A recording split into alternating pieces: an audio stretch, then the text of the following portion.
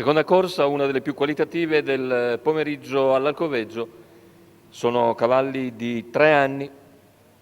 Sulla distanza del miglio, 6 al via, 1 Buti Etoile, 2 Boa Vista Pax, 3 Becker Griff, 4 Briscola Matley, 5 Badoglio Luis, 6 Beethoven Griff. Favori per Badoglio Luis numero 5, Alessandro Gocciadoro.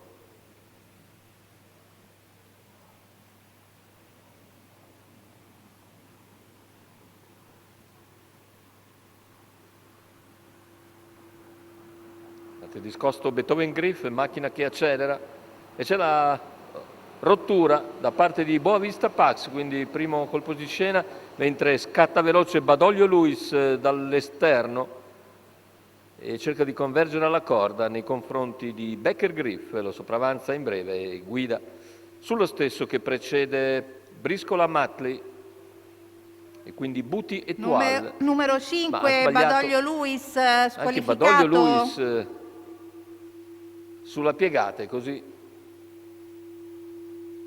al comando Becker Griff, doppio colpo di scena dunque con il favoritissimo squalificato, era già al comando ma si è gettato di galoppo e quindi al comando rimane Becker Griff davanti a Briscola Matley e Buti Etoile, quarta posizione per Beethoven Griff,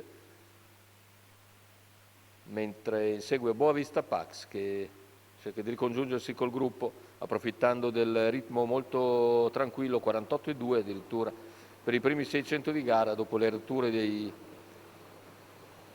del favorito e di un altro dei più attesi, 800 in 1,4 e 1,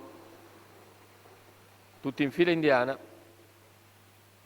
Insegue anche Badoglio Luis ma è squalificato, intanto cavalli che continuano nella stessa situazione tattica, Becker Griff in vantaggio, si trascina Briscola Matley, Buti Etoile e Beethoven Griff, poi Boa Vista Pax. Chilometro in 1,20 e 2 con Becker Griff che ha potuto fare tutto quel che ha voluto e ora a 400 dalla conclusione si permette ancora un 15,5 di parziale, mentre dalla quarta posizione avanza Beethoven Griff. Prova ad anticiparlo Briscola Matley, intanto Becker Griff cambia ritmo. Sarà sotto lungo la corda Buti Etoile, completamento della piegata, ingresso addirittura d'arrivo con Becker Griff che ora accelera sensibilmente.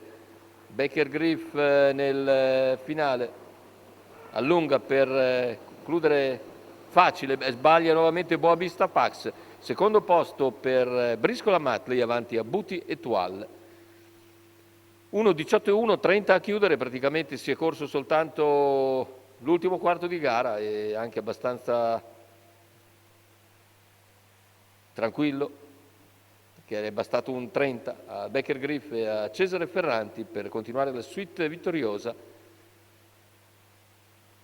naturalmente approfittando degli errori di Badoglio Luis e Boa Vista Pax. Secondo posto per Briscola Matley, al terzo conclude Buti Etoile andando sempre per varchi. 3-4-1, l'ordine d'arrivo, seconda Arcoveggio.